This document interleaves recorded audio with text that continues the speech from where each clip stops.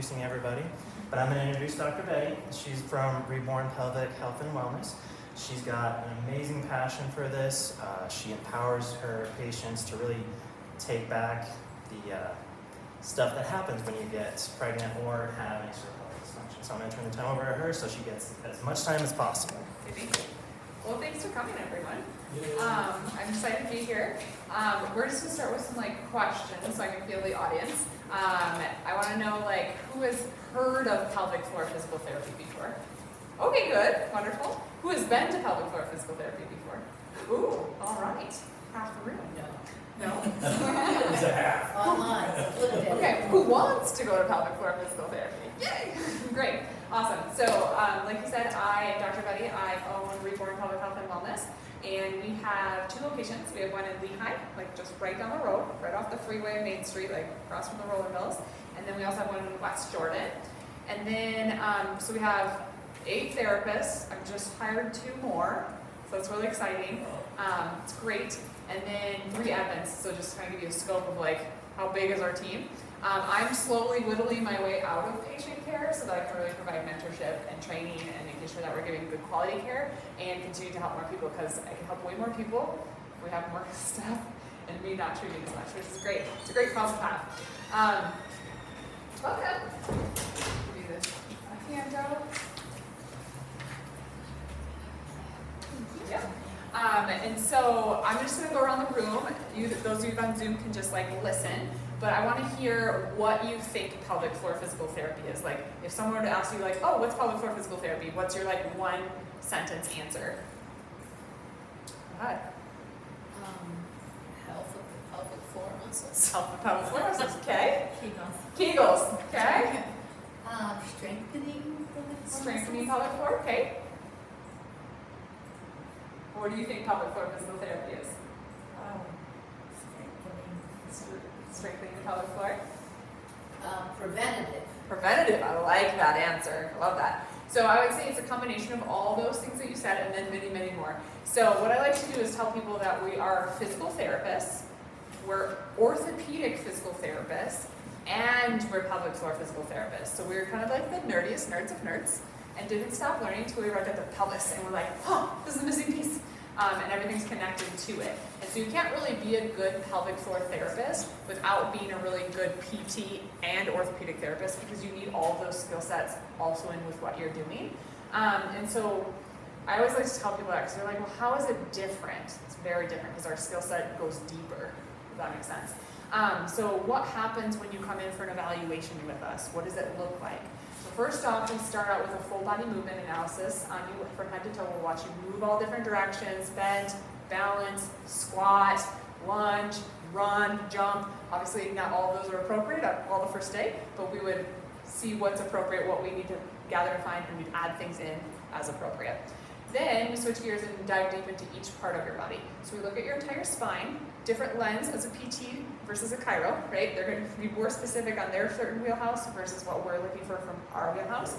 And then we dive into the rib cage, breathing patterns, how the ribs move. We look at your low back, your abdomen, check for diastasis recti. That's up there, we'll talk about that.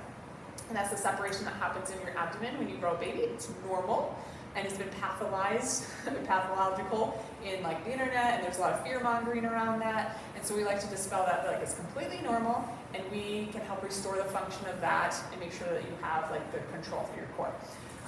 We'll look at your organ mobility as well. So we assess how your organs move, because just like how your joints move, your organs need to move on top of them, and they're inside your body. So we make sure all that's moving really well. If it's not, we do some what's called visceral mobilization to get that moving. Then we'll look at your low back, your hips, your SI joint, your tailbone, pubic bone, all the way down to your feet. We'll then switch gears, and then that's all external first. Then obviously with consent, we'll do an internal exam. Most people think stirrups, speculum, gloves, internal exam, pap smear, right? Completely different. It's an internal exam, yes, but you have to remember we're PTs, so there's no stirrups, there's no speculum, anything like that, and we're looking through the lens of a PT. So we're looking at range of motion, strength, coordination, trigger points, scar tissue, prolapse, pressure management, all of that stuff to figure out from a musculoskeletal standpoint what's happening in the pelvis, what's happening outside the pelvis, and how are those contributing to pelvic floor symptoms that you're coming in to see us for. So that's kind of a snapshot of that. When we do a pelvic exam, I'm going to show you what that looks like on my model. So here's the pelvis. Everything in white is bone. Everything in red is muscle. How much muscle is in there? A lot, right? And I won't bore you with the details of the names of all the muscles. Now, if you're a group of midwives, I'd make you do the dance and like learn all the muscles, but we'll save that for tomorrow. So what it looks like for us, you do laying on the table. So to orientate you here, here's your pubic bone, here's your sits bones, and then here's your tailbone here, okay? Bones. Then you have your clitoris, urethra, vaginal canal, rectal canal, okay? So that's all the canals that come through there. What we do is we would have you do a pelvic floor contraction or a Kegel, where you contract your pelvic floor, relax your pelvic floor, and then bear down, like you're gonna have a bowel movement, pass gas, push out a baby. We wanna see what that range of motion is. We wanna see what the coordination of that looks like before we even do anything else. Then we might have you cough. What does a pelvic floor do when you cough from a pressure management standpoint? Then we will palpate, obviously with consent, on pubic bone on both sides, and then on the outside we assess externally all the muscles first. Then we would enter into either the vaginal canal or the rectal canal. Depends on the patient, depends on the needs, depends on what we're doing. Some people have 2 canals, some people have 1 canal. Most people go, can you do this on men? Do men have pelvic floors? Yep, they have all the same stuff, 2 less muscles, and just 1 canal. So it can be accessed through either one. And if you look at the pelvis, you can see if it sits like this, you have a front triangle and a back triangle. If you look at our logo, it's set up that way. Front triangle, back triangle at the bottom, diaphragm at the top. There's a lot into the logo. So depending on your therapist's hand size, depending on the patient's anatomy, it might be more beneficial to do a vaginal exam or a rectal exam, or both, depending on what we're doing. So if it's a vaginal exam, does anyone know how many layers of muscles is to the pelvic floor? Take a guess. 12? 5? 3, winner! There's 3 layers to the pelvic floor. So here's the first layer, right here. Your pelvic floor doesn't do this part. Second layer on the back, and then this is the 3rd layer. So when we are working on the pelvic floor, depending on the depth of how deep we're going in, matches up with our knuckles. So about 1 knuckle in is that first layer we can assess. 2nd knuckle in, 2nd layer. 3rd knuckle in allows us to reach all of this. Okay? So we examine all of that stuff like that. So a lot of people are like, what does that mean to have an internal pelvic exam? We're looking at all the muscles and how all that works. We might have you contract, relax, hold our fingers in there, and have you bear down to see if you have any prolapse. Is there any scar tissue, tearing that's contributing to pain? All sorts of things like that. Any questions on that? It's a lot to take in. When you're doing the assessment, I have a C-section. Yes. So do you check like that area? Absolutely, absolutely. So with a C-section, it comes through here. We just call it the sunroof instead of out the bottom, right? Comes through the sunroof. There is 7 layers of fascia that connect to your pelvic floor and to your glutes and low back. It just slings around like this. So who knows what fascia is? I know you do. You don't count. Fascia? Or we like? Tissue. It's like, it's spider webbing material all over your body. It goes everywhere. So like your bone is made of fascia, your muscles are made of fascia, your organs are made of fascia, your skin, your nervous system, everything has fascia. It's the only medium that goes through everything. And it's highly innervated, meaning that it has lots of nerves, okay? And nerves are vampires. They love blood. So when there's no blood, no oxygen, then you have issues.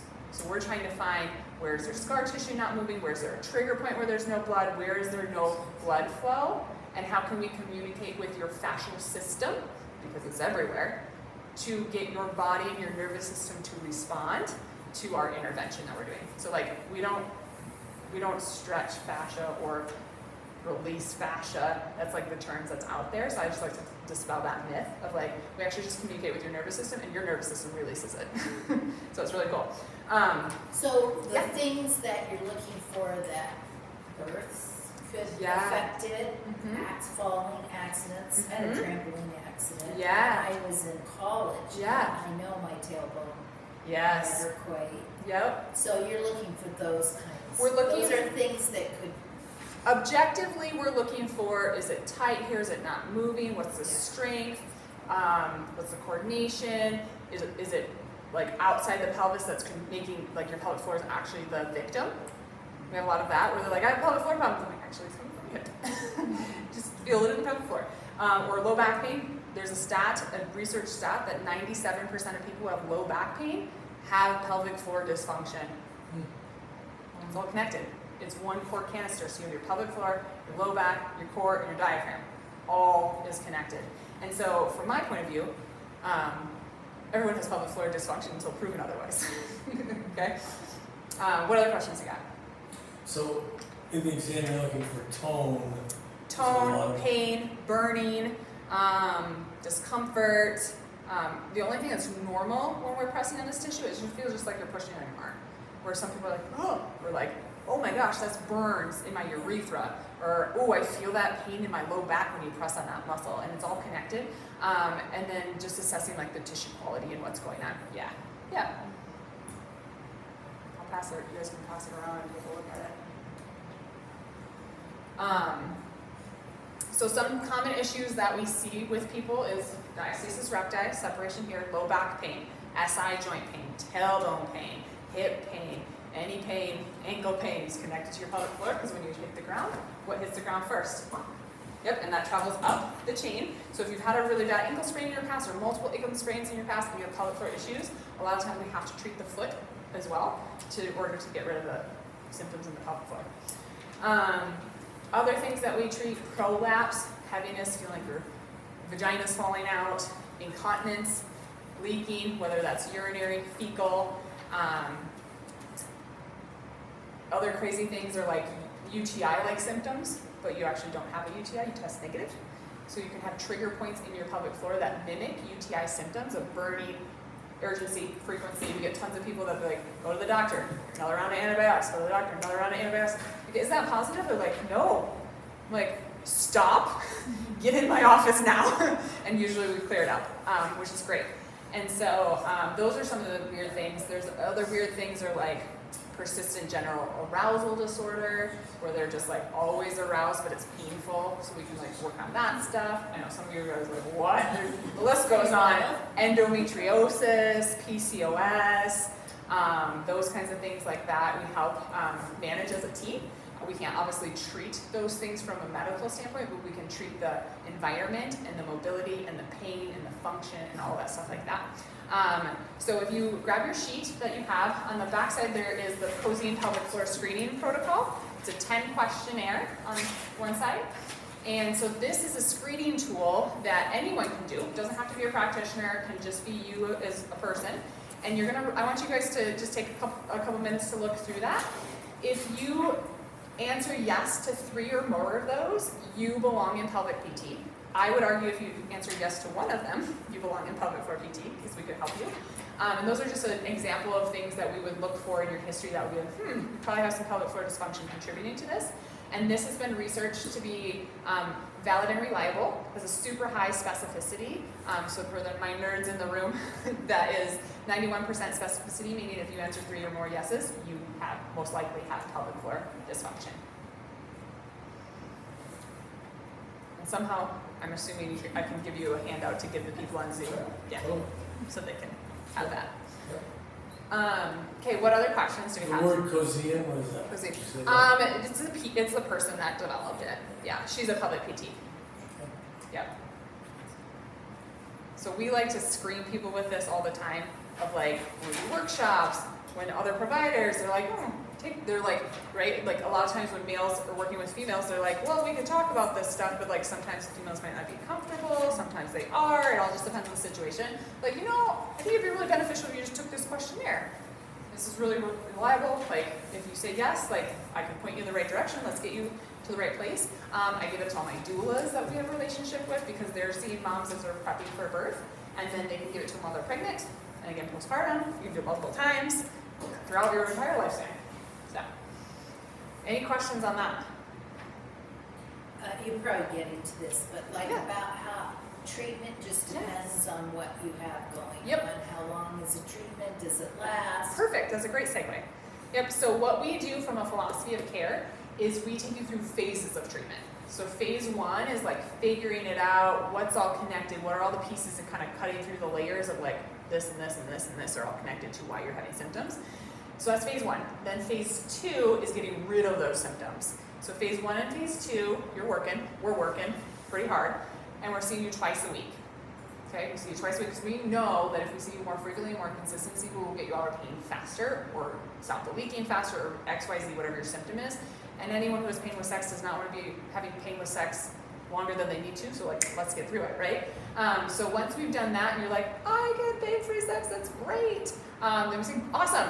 You have now transitioned out of phase 2 into phase 3. People don't say that a lot in my office. I know. We're going to start though. I don't know Right? why.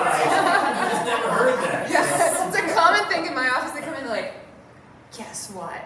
What? That's fine. I don't know if this is appropriate, but I just had the best orgasm of my life, and I was like, yes, high fives, like all the things. So it's really great to celebrate those things. It's an honor to be part of someone's journey in that, and to be able to have that intimate of a relationship in a provider patient relationship is incredible. I got sidetracked. Back to your question. So phase 1, phase 2, traditional PT, probably across the street, down the road. Symptoms are gone. Bye. You're great. See you later. Wrong. Like, you need to go through phase 3. Phase 3 is building resiliency in your body. It is putting things back in that you were not doing. So let's have you run. Let's have you jump. Let's have you have sex. Let's have you jump on the trampoline and not pee your pants. Let's have you build into those things, and that's where we drop down frequency of visits. So we'll start to see you once a week. Okay, throwing things at you. You're doing more work. We're playing cleanup. Does that make sense? Of like, because you're gonna hit like, oh crap, I could jump for a minute, but then I leaked. Okay, now let's build in some strategies. Let's build in some more robustness to your system, resiliency. Now go back and try that. I went 5 minutes. I jumped the whole time and I didn't have to pee on the trampoline. This is so great. I can go to the jump place with my family. Yay, I don't have to sit on the sideline or be like, nope, mom can't do that. It takes the joy out of life, right? So we want to make sure that we can add those things back in. Let's take a mom postpartum, wants to get back to running. We're not going to be like, you're good to go, see ya. Like, we have to monitor that and progress them appropriately, because that load needs to happen, because otherwise they're going to be like, oh, we have prolapse. Like, I can't run anymore, and which is false. There's so much we can do to help progress them along that trajectory. So then once you finish phase 3, where you've built everything back in, you're better than you ever thought, and you're like, wow, I have an optimal vagina, or pelvic floor, or whatever you want to call it. Then we graduate you when you hit phase 4. And that's really the health and wellness maintenance phase, and that's where really true healthcare should be, right? Like, we live in a sick care world, unfortunately. And so from a preventative maintenance standpoint, we want you to stay there. So if you just had a baby and you're getting back to running, like, maybe you come back and you got back and you're like, oh, I can do a 5K, I'm great. Okay, and then you want to train for a half marathon or marathon. Well, we might need to see you once a month as you're building through that, right? Or if you have endometriosis, we might want to see you every 3 months as maintenance routine, so that we keep things in a good place versus like, we're off in the deep end again. We want to keep you up here, right? We would rather see you less frequently and be in a healthier place and know your body so well when you're like, oh, I need a tune-up. I need a tune-up. So it really depends. Some people, we graduate them, we don't see them for a while, or until the next baby or something pops up, or I rolled my ankle, can you help with that? Absolutely. So we can do all that orthopedic stuff. All the time we get men too. Actually, 2 of my therapists are getting trained to do men's pelvic floor this year. So it's a huge need, and so we'll start a new arm of our business that will also help with men's, but we're still very like female pregnancy, postpartum lifespan of the female pelvis is like the main thing. But we'll get like, hey, my husband wants to know where can he go to like get rid of his back pain. Well, you can come here. Like, we can do that too. So we see a lot of men indirectly through that. We just don't like advertise that to the world. It's more internal, like, oh, your husband wants to come in, your brother wants to come in, sister wants to come in. All right, great. So once you, and then some people love us so much that they just keep coming back regularly, which is great. I'm sure you have that in your practice, right? It's like a maintenance routine. This is what I do to take care of myself. Awesome. We are here for that as well, and that works brilliantly in our model. And where we are an out-of-network practice. So we get questions on that of like, do you take insurance, all that stuff like that. The answer is yes, we do work with insurance. We've been working with insurance for 3 months now, which has been fabulous. How we do that is we do it through an out-of-network model. So we take payment at time of service. We submit all the claims for you to your insurance through your out-of-network physical therapy benefits. Then they reimburse us or you, whatever your coverage is, once you pay your deductible, everything goes towards your deductible, like all that stuff like that. And in the 3 short months we've done it, it's probably been 15, 20 grand we've gotten back to patients. Amazing, right? So when people are like, how come insurance doesn't cover this? Well, it depends on also the plan you purchased, right? It's like, we all know that. So we are technically a hybrid clinic, so we take cash, that's how we started, but now we're trying to close that gap because the biggest gap that we have in providing care to patients that need it is finances and insurance. So we're closing that without compromising care. So we never will stop doing one-on-one for an hour. So if insurance won't work with us and won't pay us for our cash rate, then we won't take them in network, we'll just bill out of network. We also take HSA, FSH, and care credit too. So you do like a payment plan with them. One of the things that sets us apart and is different, and most people have never, either they've heard of it or they haven't experienced it, is dry needling. Who's heard of dry needling? Okay, I know you have. Who's experienced dry needling? Oh, all of you need to experience it at least once. So dry needling, I'm going to talk about that. Most people think, oh, it's like acupuncture. Meh. Acupuncture is the same needle as dry needling. Acupuncture is very Chinese medicine, chi energy, meridian lines, and that's about all I know. I get acupuncture and it's great, I love it, but I don't understand all the mechanics of it, right? Because I live in my like PT world, I'm like that's cool, but I didn't go to school for that. And then in PT with dry needling, we're going to a trigger point in the muscle. So normally your muscles contract and relax like this. When there's a trigger point or not, it gets bound down and doesn't move and glide and slide how it should. When there's enough trigger points in the area, what happens is there's decreased blood flow, decreased oxygen, pH drops, all these neuropeptide chemicals sit there and signal to your brain, ow, sharp, dull, stabbing, tight, whatever your brain's perception of that is, because the pain is very complex, sensation is very complex, like what is my nervous system feeling? We take a dry needle, a little tiny needle, into the trigger point. It goes in, and it's a reflex, so kind of like your knee, okay? You have no control of it, I have no control of it, I just go and hit it, and it goes like that. You know, like when your eyelid twitches? That like twitch with some like spicy, sparkly electricity. Only we don't have any electricity, it's your body. Your body's electric, okay? So it goes like that. Immediately, blood flow comes back in. Oxygen comes back in. Oxygen is the key. pH gets restored. All those neuropeptide chemicals release, and automatically a better range of motion, less pain, better activation of the muscle. Everything's moving the way it should. I like to tell people we're big fans of chiro and PT combo. So like from a scope of practice, we grew up in very different schools, but our scope of practice crossover is like this. We just hang out over here, right? And we can dabble this way. Some people dabble way over, right? But when we work with the nervous system, we're very focused on the peripheral nervous system into central, where like chiropractors are more central out to peripheral. So it's this beautiful combination when we work together. And it's like, oh, patient always wins. This is great.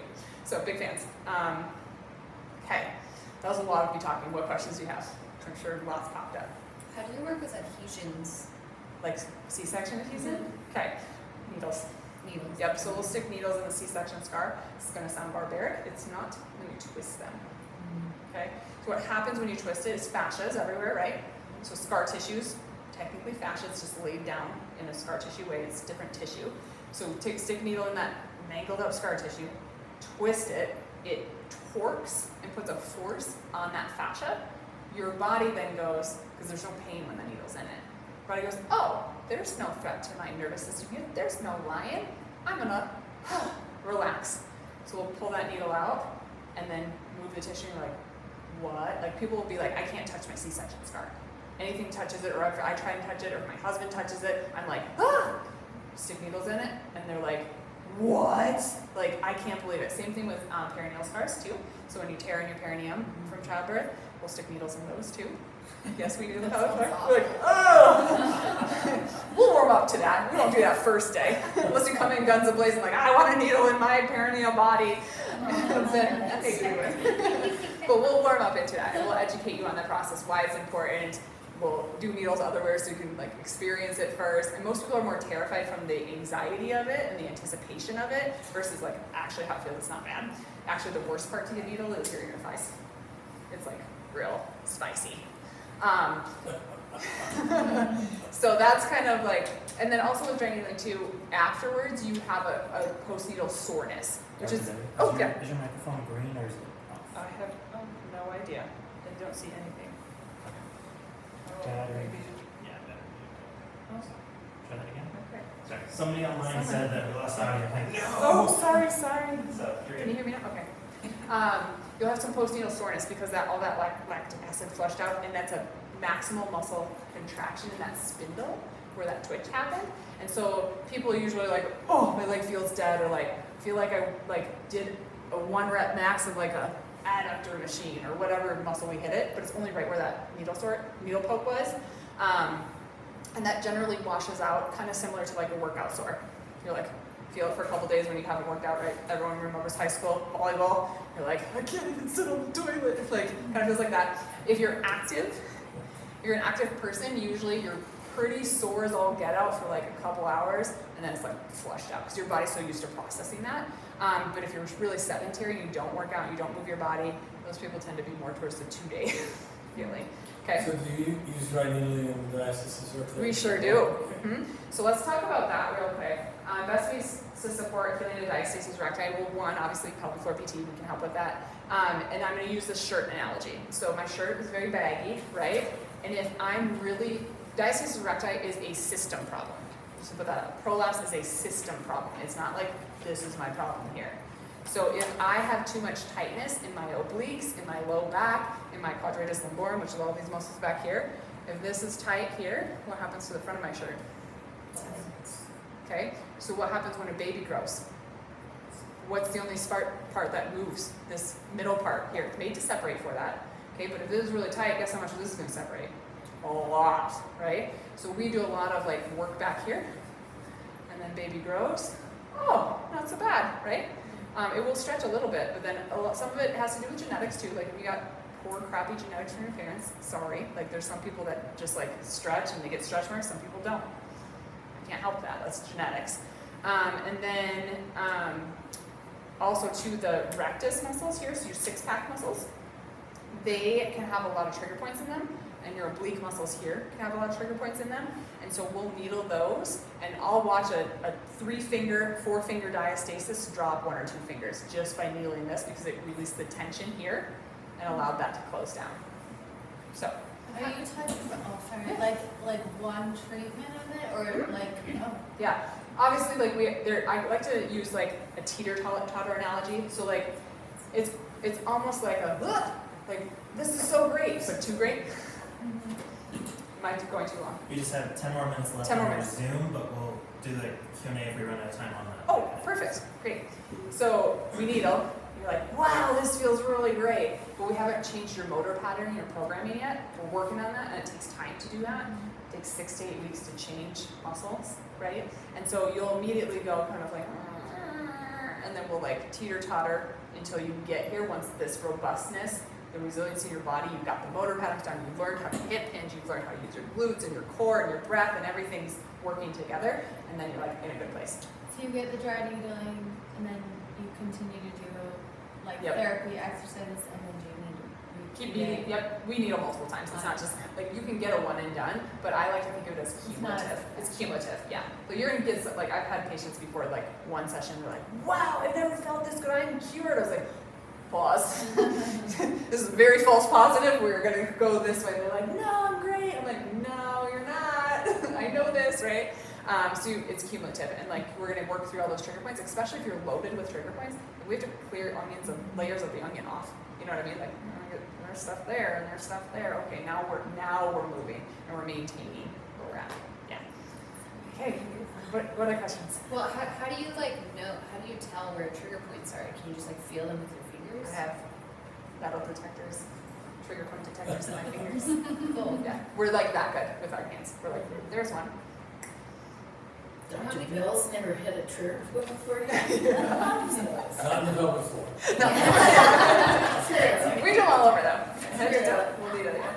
And how many layers deep can you go? Because I think I might have some adhesions like in my organ level. Yep, so we'll do internal work, so I'll have a finger or 2 fingers in the vaginal canal and a hand on top, we call it bimanual treatment technique, where we will then kind of push your uterus away and pull your cervix toward us, or we might pull your cervix this way, and your uterus this way, your bladder this way, or your intestines. So we're doing all that visceral mobilization, maybe both hands externally, one hand internally, externally at the same time.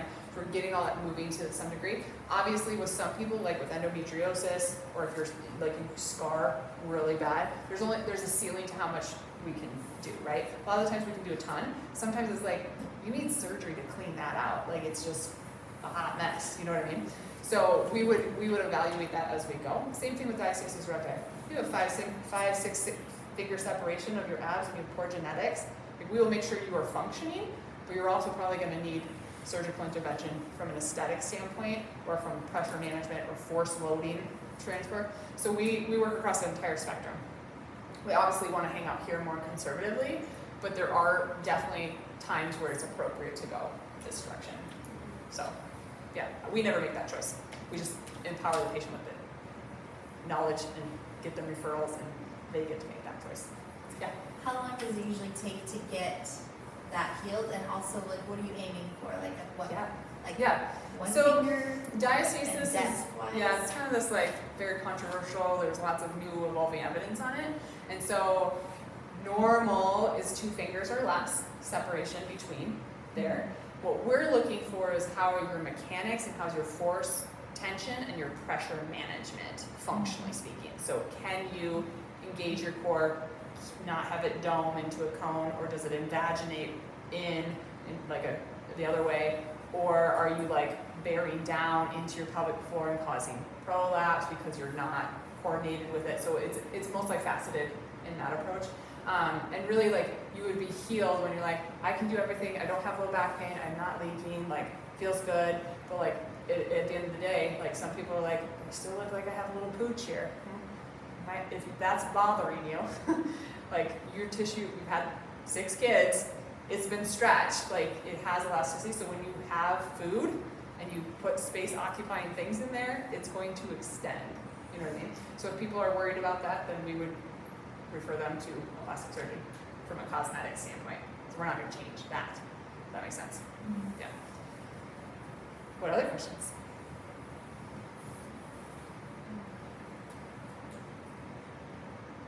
Are you guys all like, it's a lot to take in. A lot of good information. What's your opinion? So, of Yeah. course, you know, you read things and Yeah. who knows what they're saying. But she was a midwife who did a lot on prolapse.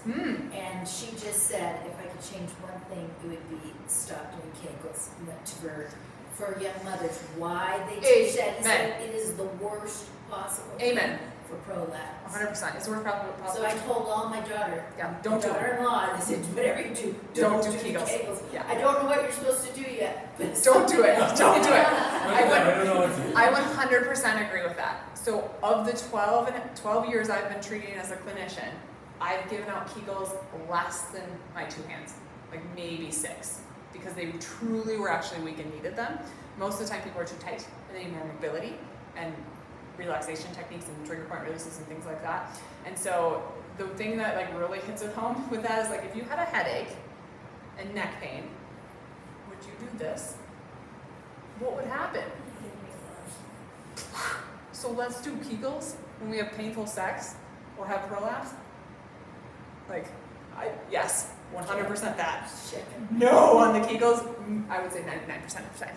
Sometimes you're like, actually, you're very weak. We actually need to strengthen this, but it usually goes into more of a coordination, using glute strength, and this is the thing too, is like, the only time you need a Kegel is if you cough or sneeze. You need to, 3 minutes, okay, I can do it. I can talk forever, as you can see. So when you cough and sneeze, you need to brace against that with a Kegel. That's the only time you need a Kegel. By doing a deadlift, a lunge, a squat, your pelvic floor actually works more than a Kegel. Guess what we do in clinic? squats, deadlifts, lunges. And we make sure your form's really good, you're using your glutes, your pressure and energy. Every exercise is a core glute breathing exercise. And if it's not, you're doing it wrong. Bicep curl, better be. So with the physical therapy, you do a lot of just exercises like that and making sure you're breathing properly, like exhaling on the exertion. Yes, Okay. you got it. Exhale and exertion. So inhale, exhale. Inhale, exhale. Inhale, exhale. And then making sure everything else is working how it should. So now you know why you can't just focus on the pelvic floor. It has to be everything. Yep. Those are great questions. Okay, what else? We're just going to Q&A. Yeah, Q&A time. Okay.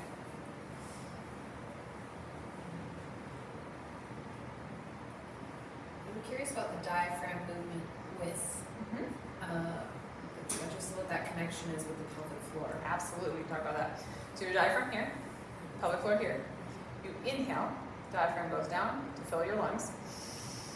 Pelvic floor should go down to manage the pressure. Should. Should. So, Not and does the, everyone does. I understand the pelvic floor will struggle with that. Does the diaphragm also struggle with that sometimes? Can. Totally can. So we walk around in America and we're like, right, anxiety, everything, there's just 500 things to do. The kids are crying, right, all that stuff. So we do a lot of retraining. And there's a lot of false stuff on diaphragmatic breathing. Put your hand on your belly and your hand on your chest and breathe into your hand. Your diaphragm is not here, right? Where's your diaphragm? Right here. You should breathe 360 degrees around here. Then this moves and this moves. So really it should be a third, and a third. And then as this drops down 360 degrees, pelvic floor should mimic that. Same thing on an exhale. It's like a sump pump. And depending on the load you're doing, right? If I'm lifting a 50-pound Costco box, I'm gonna, and that pressure will match the load that you're doing. So we do a lot of pressure load retraining and things like that too. But yeah, great question. What other things? So it's basically just like retraining that whole area. So all the muscles that are down there, that all works for just everything. So Yep. you gotta just bring all those This is the muscles cornerstone back. of movement. There we go. Yeah. Support. Support. Everything attaches here. Yeah. Your shoulder attaches there. Your foot attaches to that. And speaking back to fascia, I'll touch on that a little bit more. So we talked about the spiderweb material. So there's a fascial line that is very important in the pelvic floor. There's many fascial lines that sling everywhere, but it's called the deep frontal fascial line. You can Google it on your phone, or a blue man will come up with like a line through them. It goes from your side of your head, your jaw, your neck, your diaphragm, your low back, your hip flexors, your pelvic floor, your inner thigh, all the way down to your feet. So we get a lot of people, right, birth, they're like, relax your jaw. Well, when you relax your jaw, your pelvic floor relaxes. You have TMJ pain, probably have some pelvic floor dysfunction. Plantar fasciitis, probably have some pelvic floor dysfunction, because it's all connected through that same chain. So while people come in, I'll say, okay, do a Kegel, and nothing happens. Relax, nothing happens. Bear down, nothing happens. When normally it should be like, here's neutral, Kegel, relax, bear down. It should have range through that, just like your bicep does. It's more like a trampoline range, right? Because it's a circle.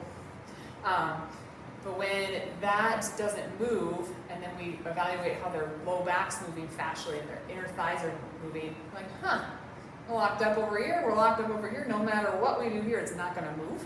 So we address here and here first. Weird. How your pelvic floor moves. Now you can do a Kegel. I didn't even touch your pelvic floor. It's just trapped in the middle. Yeah.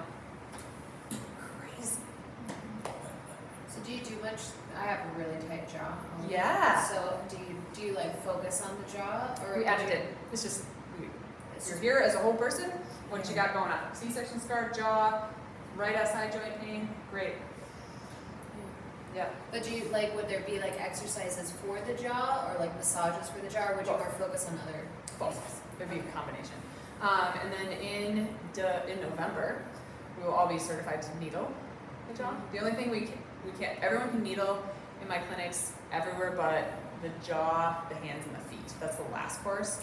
And we just did all the other courses to be able to do everything on the spine, the extremities, the pelvic floor, because that's most of what we need to do. This is that like, oh, gotta take that course just for that. I could probably get away without needling the hands and feet, just because most people aren't coming in for those things. It'd be beneficial to know how to do it, but this is like the big thing. Stick needles in those. Yeah. I'm just like a practical question. Yeah. What is like the time length of these appointments that we have to go to? Great. So, Every appointment's an hour. okay. Yeah. So you're one-on-one with us for an hour. You're not dished off into So the when corner you're doing going exercise. twice a week, it's an hour. Mhm. Twice a week. Yep, and believe me, we fill it up. We're like, we use another hour. She's thinking about what to do with the kids. I have too many kids, is what I'm How many kids do you have? saying. 4. 4. So there's, how old are they? 8 to 3. Okay, so some of them are probably self-sufficient, could occupy themselves, not be a distraction. We do have like a little kids corner, toys. However, we're not gonna babysit your kids. Right. That's something that I'm playing around with. Like, right now we have 5 therapists, gonna be 6 therapists in Lehigh. We need 1 more, so the whole thing's filled. Once we're all filled, I would consider like hiring a tech that is like, I will watch children when they're here. You know what I mean? We're just not there yet, but otherwise we would ask you like, just bring them in the room, if they can sit there. That's fine, yeah. Where are you, look at Edna's? Right next to Edna's. Right next to Literally right next door. Okay. Yep. Perfect. I know, right. Right where we I are. know, I'm Bobby knows I where was this is. asking because my kids have a lesson right down there in that area. Yeah. And I'm like, I wonder if I could like pop over while they're at the lesson. Yeah, possible. Yeah. Or what you could do is you could take with one of your friends. I don't know if you're friends with her or not, but you'd be like, hey, Could be now. I'm gonna start pelvic floor PT. You're gonna do pelvic floor PT. Let's stack our appointments. You watch the kids. I come back. I watch the kid. Like there's like be creative with Yeah. that. Yeah. There's a lot of people that like who do that. They're like they do back-to-back appointments. And they're like that person stays and watches the kids, and then you just switch and go to something for your person. Yeah. Yeah. Do you do much, is there like some like space holding for emotions that can come up? Because I imagine there's a lot of emotional release that 100%. Yep. When we're dealing with direct interface with the nervous system, which the needle does, right there can be tons of emotional releases. Some people are not prepared for that. So we do like to tell people like, hey, there might be an emotional release. If that happens, we pause, we take space for that, we get the Kleenexes. Probably not going to continue unless you're like, nope, I'm good. Because I do have some patients that are like, they want that emotional release and they're there for it, they're ready to do that. Some people need therapy concurrently with that to like work through and process that. So we're very sensitive to that. We're all trauma informed. The stat is going to shock you. 2 stats I'm going to share with you. 1, it takes someone 11 times by a healthcare practitioner to be asked if they have had any form of abuse for them to disclose. This one's going to shock you more. 90 to 95% of our patients have some form of abuse in their past. Yeah. So we better believe we provide space for that, for sure. Like we're dealing with all of that connected. Yeah. A lot of healings, a lot of tears. I always say like, you don't cry once with me, we didn't do our job. You know what I mean? Like it either happy tears or emotional releases or able to get something out that you can then go work on and process. Like there's a reason our name is called Reborn. Like we want you to become reborn. It's really, really like not only physically transformed, but like you are a new person coming out of our clinic. So good, it feels so good. Do you see the same person every time? Yes, typically, yeah. Usually with one therapist. Yeah. Are there exercises that you are like, you never do those? I mean, Kegels, but Yeah. are things that you're like, it's actually not like going to support your core in the long run, you know? So my opinion on that is more, and I don't know if you're gonna like this answer or not, but it's the truth, is there's no bad exercise and every exercise is bad if done improperly. So we spend so much detail on making sure your foundation is set up. So when we start with exercises, they're not really glamorous at all. Like we might be having you do a bridge and you're like, a bridge, bird dog, but we're revolutionizing that. So you're actually using those as you should. Your back doesn't hurt. And you feel it in your core when you do a bird dog. So I can do a little example of that. Most people for a bird dog, what do? Right? Inhale. Exhale, shift forward.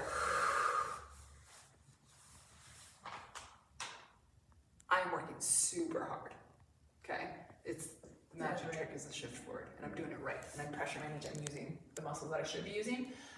So we break all that down into the non-glamorous, and then we build you back up from a foundation. We want a triangle to be built like this, very solid foundation, and then we build on top of it. So if you build it like this, it's gonna topple over, and that's usually what happens. So we're very, very keen on making sure your form is spectacular. So are we only doing the exercise in that 1 hour with you, or do we go home and try to do them if we can do it correctly? Yeah, both. So we can, Okay. we have an online app membership that has 136 exercises filmed by us that you have access to as a patient for 3 months for free. And then we also can videotape you on your phone with the cues individualized to you, so you can watch yourself on video.